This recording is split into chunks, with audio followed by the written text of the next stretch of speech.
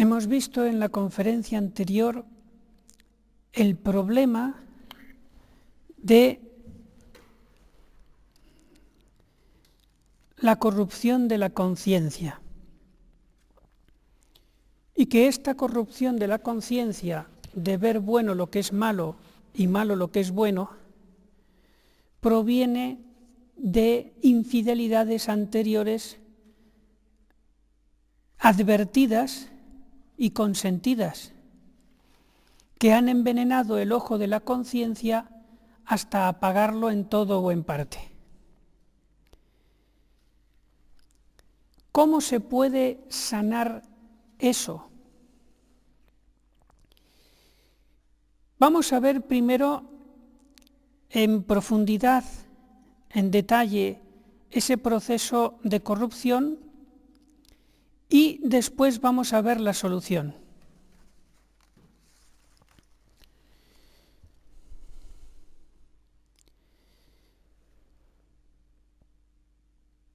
Llega un momento, después de la tentación,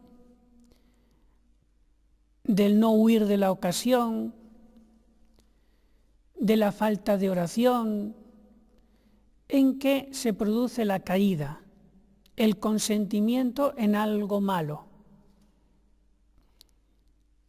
Y ahí está el pecado.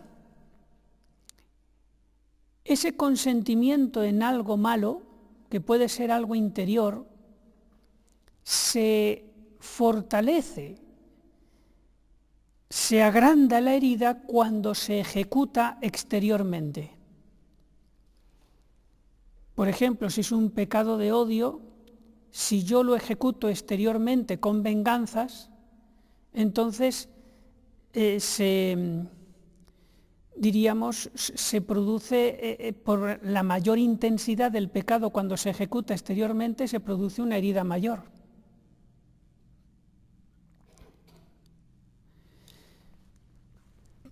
¿Y qué pasa cuando esa ejecución produce, como todo pecado, algún placer, ya sea material, ya sea espiritual?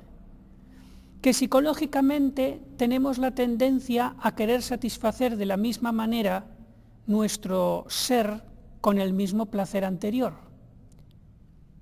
Se produce una especie de síndrome de abstinencia si no lo hago. Y después de cada ejecución es más fácil repetir la ejecución de lo malo. Y cuando lleva esto unas cuantas veces, entonces se produce el hábito,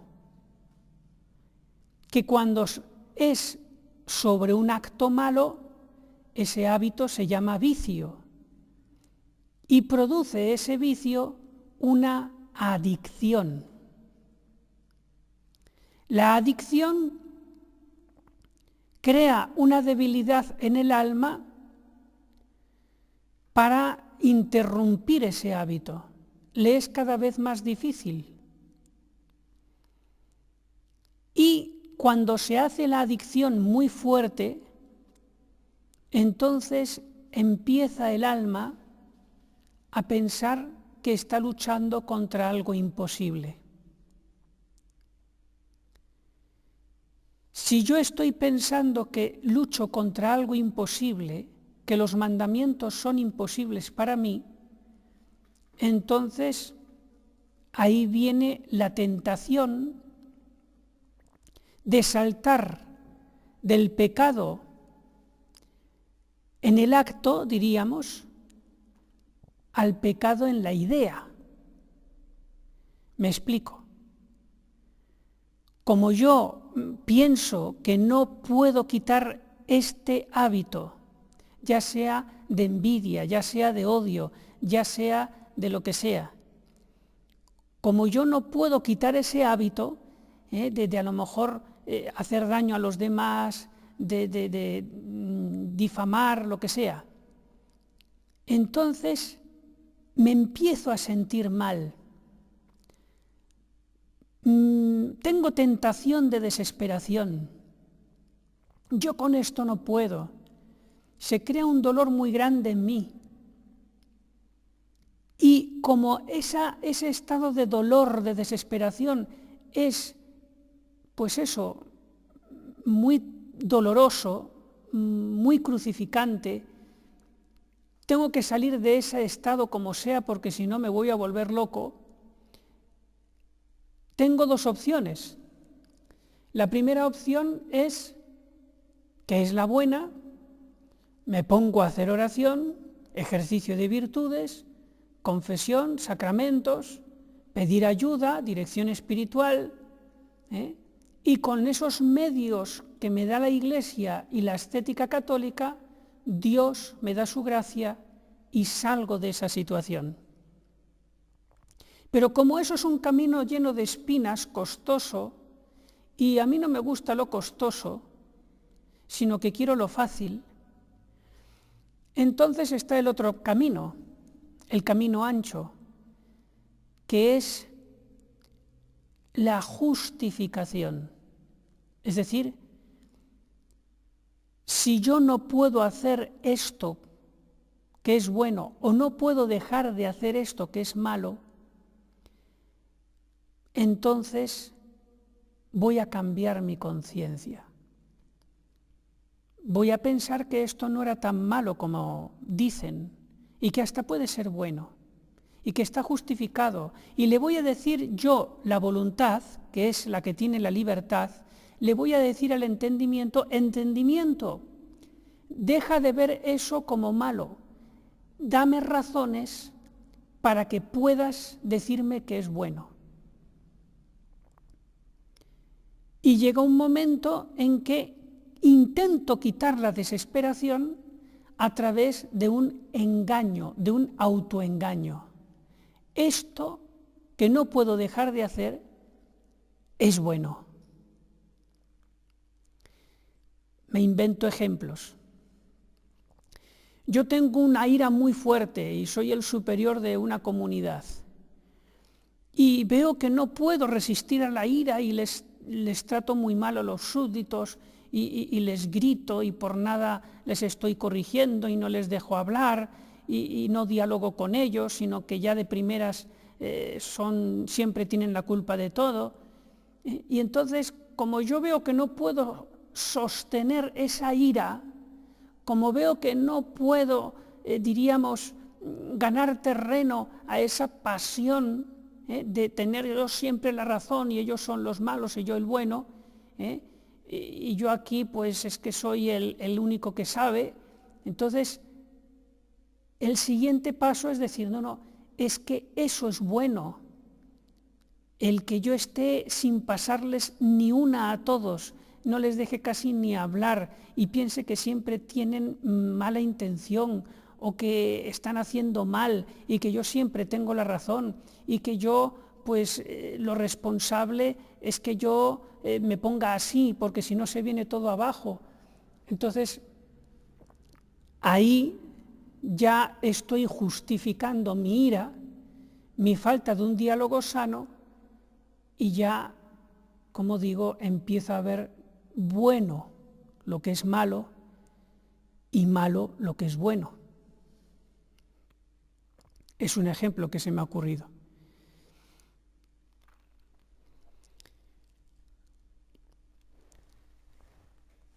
Pero, a pesar de esa justificación que le mando al entendimiento que me dé razones para ver que esto es bueno, a pesar de esa justificación siempre queda una vocecilla dentro de la conciencia, algo que me molesta.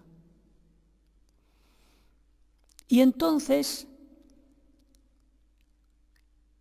el otro recurso que tengo, además de la justificación de lo propio, de ser ciego para mis faltas,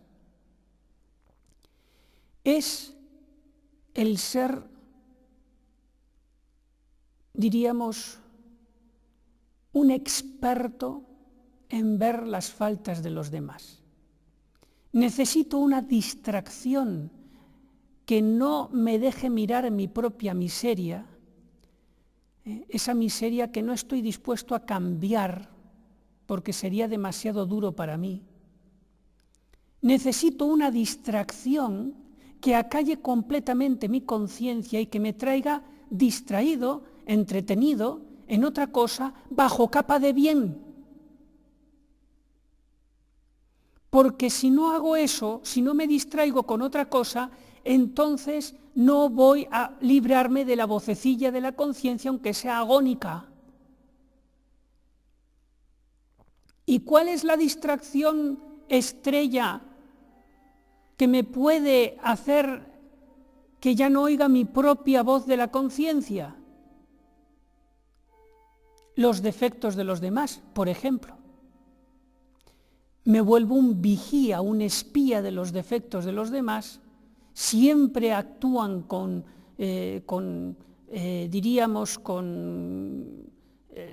alguna mala intención, sea pereza, sea irresponsabilidad, sea mal genio, sea soberbia, pero el caso es que tengo la tendencia a pensar mal y acertarás. Y viendo los defectos de los demás, abajando a los demás, entonces ya no me siento yo tan bajo. Si yo no puedo subir, por lo menos bajaré a los demás y entonces me sentiré en lo alto. Me distraigo con eso bajo la capa de bien de que no quiero que se relaje la comunidad, bajo la capa de bien de que quiero que esté todo en orden. Son ejemplos. Y ahí entonces se aplica lo que dice el Evangelio: quítate primero la viga del ojo antes de reparar en la pajita del ojo de tu hermano.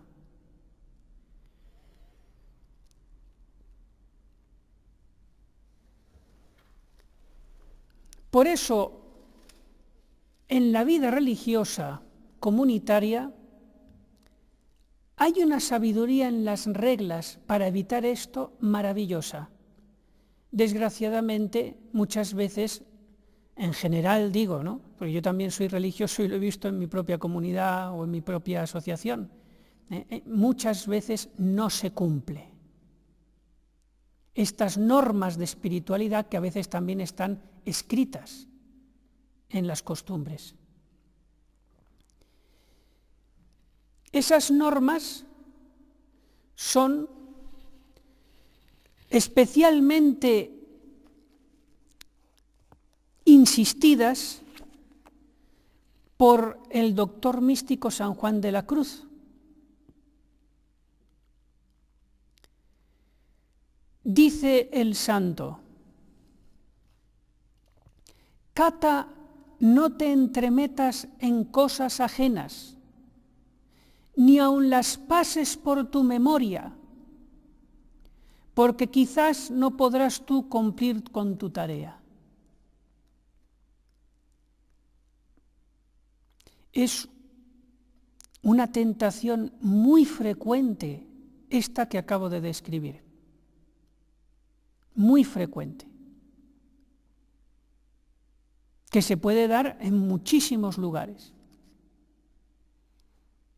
Por eso, si yo escuchando esto me siento aludido, pues es normal, porque es normal que ocurra en muchísimas ocasiones y que a nosotros mismos nos haya ocurrido en algún tiempo de nuestra vida o en mucho tiempo.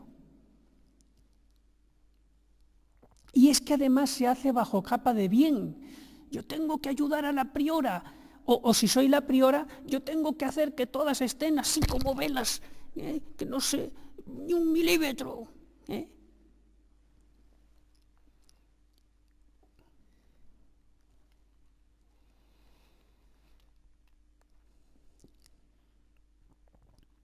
Otra frase de San Juan de la Cruz, que ya digo que sería muy bueno que de vez en cuando como pastilla espiritual se leyesen de manera privada. La sabiduría entra por el amor, silencio y mortificación. Grande sabiduría es saber callar y no mirar dichos, ni hechos, ni vidas ajenas.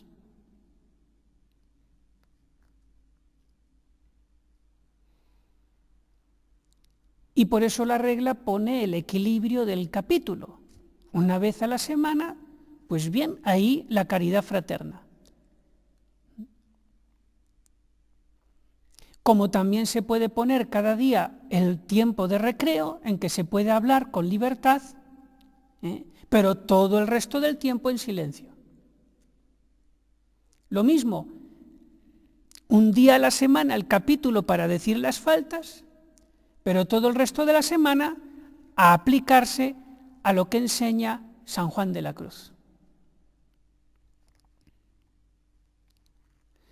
Otra frase: no mirar imperfecciones ajenas, guardar silencio y continuo trato con Dios. Desarraigarán grandes imperfecciones del alma y la harán señora de grandes virtudes. Más vas a hacer por el bien de la comunidad y por esa hermana a la que quieres ayudar y que te gustaría corregir. Más bien le vas a hacer con una vida de silencio y de oración y de recogimiento, de no fijarte en ella, que el que le pongas cámaras secretas por todas partes y micrófonos para enterarte de lo que dice y después correr y decírselo a la autoridad para que le corrija. Mucho más vas a hacer en una vida de ejemplo y de silencio y de humildad delante de Dios. Tu ejemplo va a ser la mejor corrección fraterna de los que no van bien. Vas a arrastrar a la comunidad con esa humildad.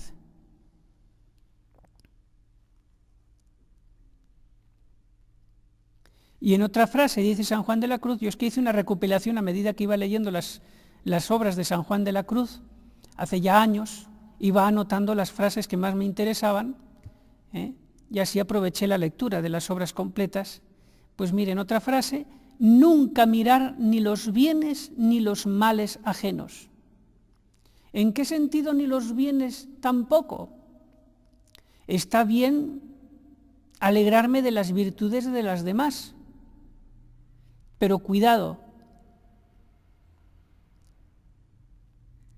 que tampoco por fijarme en particular en los bienes de alguna hermana venga a perder del horizonte a todas las demás, que sería como la amistad particular.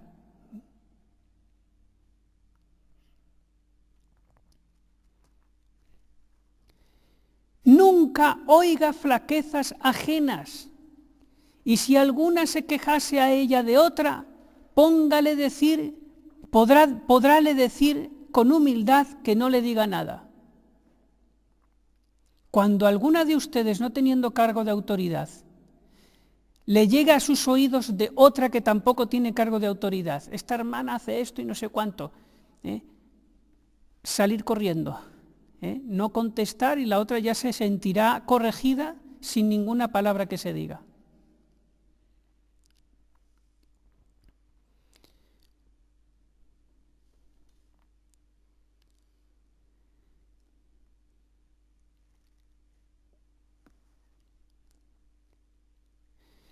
Y otra: nunca se entrometa en lo que no le es mandado. Yo tengo un oficio, la otra tiene otro oficio, la otra tiene otro oficio, y yo me voy a meter en el oficio de la otra a ver si lo hace bien, para que si no lo hace bien, entonces ya tengo por dónde atacarla y acusarla. Pero fíjense lo que dice San Juan de la Cruz: nunca se entremeta en lo que no le es mandado, ni porfíe en alguna cosa, aunque sea el que tiene la razón. Los santos, cuando les corregía la autoridad y no tenía razón la autoridad, los santos callaban. Y si en la autoridad, como tiene que ser, les daba ocasión de diálogo o de alguna defensa para ver qué es lo que ocurrió, pues entonces ahí el santo sí habla con sencillez. Porque la autoridad no tiene que aprovecharse de que el otro es un santo para machacarlo, ¿no? La autoridad tiene que tener también una santidad en su gobierno y dejar al otro hablar para ver si es que tiene una excusa buena o no que justifique lo que acaba de hacer.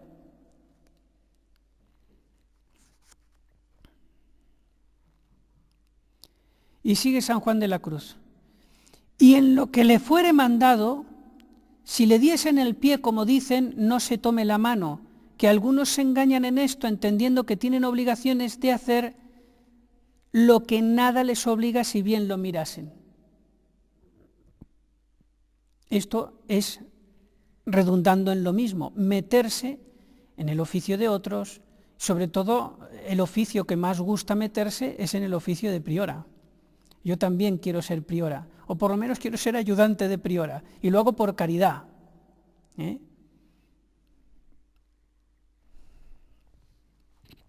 Fíjense que todo esto pueden ser muy buenas intenciones, pero se crea o se puede crear un malestar muy grande y hacer daño porque se quiere hacer el bien fuera del orden. Y si yo no lo veo, y si yo no entiendo esto, habiendo como textos claros de los santos reformadores, no será que yo estoy algo inficionado por lo que dije esta mañana en mi conciencia, que por más que me han dicho una y otra vez esto no es así, lo sigo haciendo y pienso que es lo mejor, y que todos los demás están equivocados.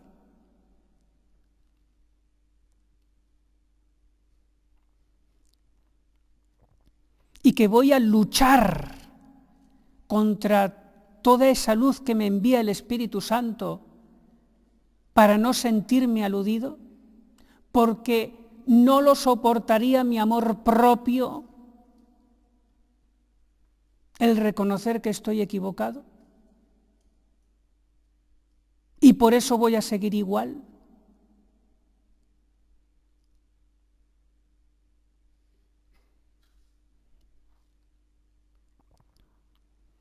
Y otra frase, de las cosas ajenas, buenas o malas, nunca tenga cuenta, porque allende del peligro que hay de pecar, es causa de distracciones y de poco espíritu. Y es que al final no voy a conseguir nada.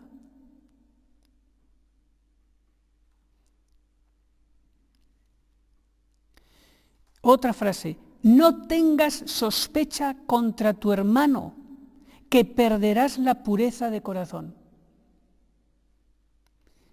Tenemos que entrenarnos en pensar bien de los demás, porque lo que más nos sale por el pecado original y por nuestros malos hábitos y soberbia es pensar mal y acertarás. Eso se lo guardamos para el demonio y el anticristo. A ellos sí, ahí sí, pero para los demás no. Piensa bien y acertarás. ¿Por qué? Porque aunque no aciertes, tú delante de Dios serás inocente. Por eso siempre vas a acertar pensando bien. Estará equivocada la hermana, pero lo hace con buena intención. No se dio cuenta, tiene un mal día. Y si es un caso escandaloso, bueno, a lo mejor alguna neurona está fuera de sitio. Pobrecita.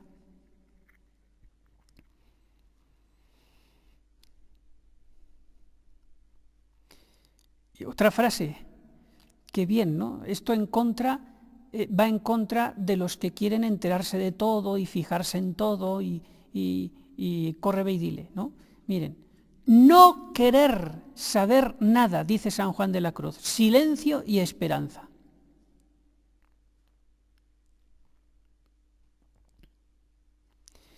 Y dice otra, hable poco y en cosas que no se ha preguntado no se meta. ¿Y esta hermana? ¿Y por qué se ha ido? ¿Y qué dijo? ¿Y qué ha hecho? ¿Y cuándo volverá?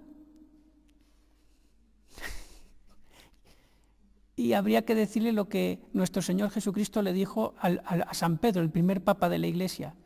Y Juan, este que se queda aquí atrás, ¿este qué? ¿Y a ti qué te importa? Le dijo Jesucristo. Claro, sabía que Pedro tenía madera para pegarle duro y no se hundía, ¿no? Era colérico. Era un sentimental, le dicen eso y lo hunden, ¿no? Bueno, pero la gracia de Dios también puede hacer que el sentimental aguante y aguanta mucho. Pero, para que vean, en cosas que no se ha preguntado, no se meta.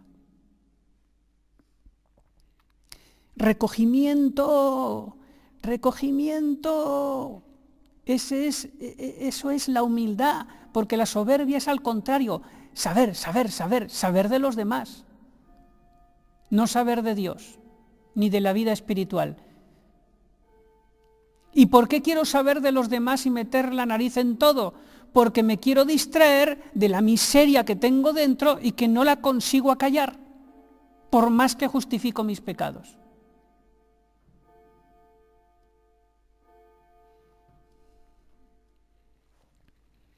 Y me voy a ir diríamos, a las puertas de la muerte pensando que soy el salvador de la comunidad.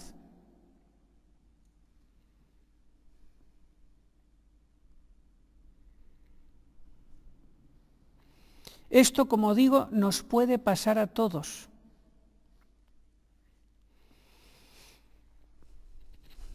Por eso, concluyendo,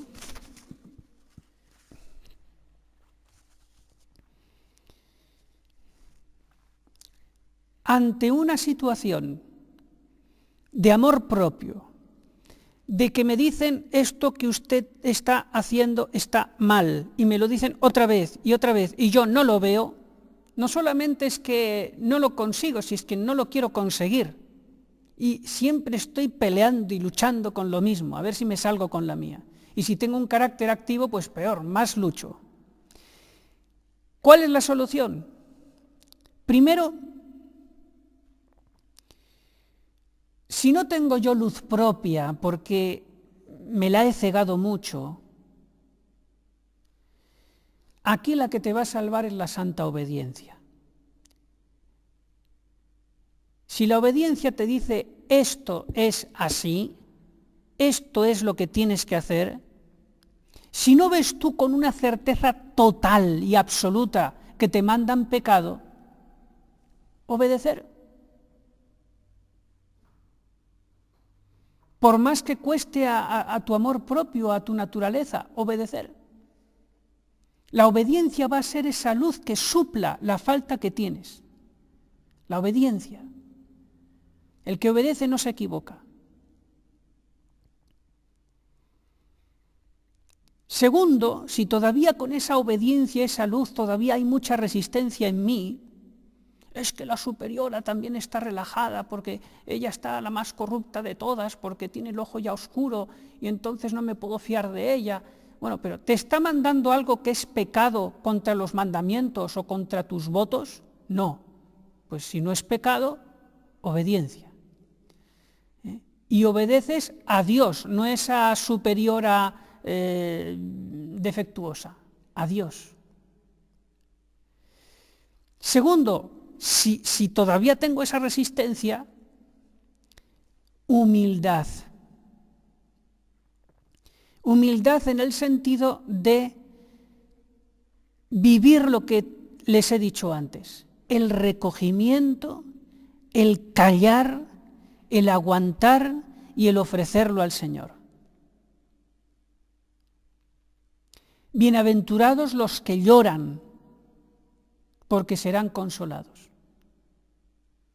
Los que aguantan aunque sea llorando, pero lo ofrecen al Señor para no caer en la desesperación. Mira, yo sé que esto es útil, todo esto que estoy sufriendo vale, salva almas, purifica la mía. ¿Cuántos pecados he cometido yo antes y todavía no he expiado? Señor, dame fuerza para seguir aguantando esta cruz, estas humillaciones, estos desprecios, estas injusticias, porque me las merezco. Merecería yo estar ya muerto y enterrado y en el infierno, y estoy aquí todavía por misericordia. Señor, ayúdame, la humildad. Y lo tercero es que si a pesar de ese sobrenaturalizar y orarlo y ofrecerlo al Señor y ver que es útil y callar, si yo me estoy convirtiendo ahí en una bomba de presión, que los nervios se me ponen de punta, porque soy humano, porque no soy un santo místico todavía, entonces Tercero, primero hemos dicho obediencia para no equivocarte, para salir del camino malo. Segundo, humildad, para caminar tras esa luz de la obediencia, sabiendo qué tienes que hacer. No enfrentarte, callar, aguantar, llorar en silencio, ofrecer al Señor.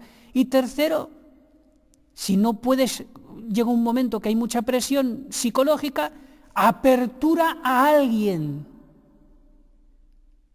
Que de esto también habla San Juan de la Cruz. Todos necesitamos consejo espiritual.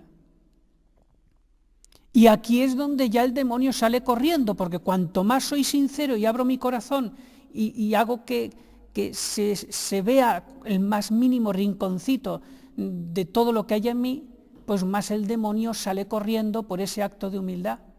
La luz hace huir al demonio, como a Drácula. Entonces, apertura a alguien, pero no a cualquiera, a mi amiguita aquí que está cerca en la celda siguiente y con la que me llevo muy bien. A ella le voy a contar todo y voy a despellejar a toda la comunidad delante de ella y me consuelo con ella. No, porque esa hermana, por no tener oficio, no tener cargo, no tiene las gracias de Estado. Y va a ser un ciego que lleve a otro ciego. Apertura a la que tenga autoridad, sea la maestra para las novicias, sea la priora para todas, o también, con el permiso de la priora, a un sacerdote que conozca y respete la espiritualidad que tienen.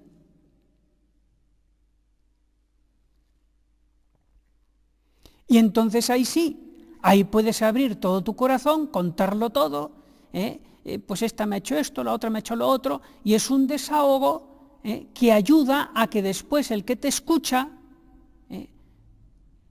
te diga desde fuera de la tormenta lo que tienes que hacer para aplicar en ti el Evangelio. Claro, para mí es muy fácil decirlo fuera de la tormenta. Pero si yo fuera el que estoy en la tormenta, yo necesito a otro que me lo diga. Así es como se sale de ese círculo vicioso que nos lleva al endurecimiento total por el pecado, a la cerrazón de la conciencia. Primero, obediencia. Segundo, humildad para perseverar en esa obediencia. Y tercero, en los momentos más críticos, cuando hay más crisis, abrirme y no esperar a estar a punto de estallar, abrirme antes.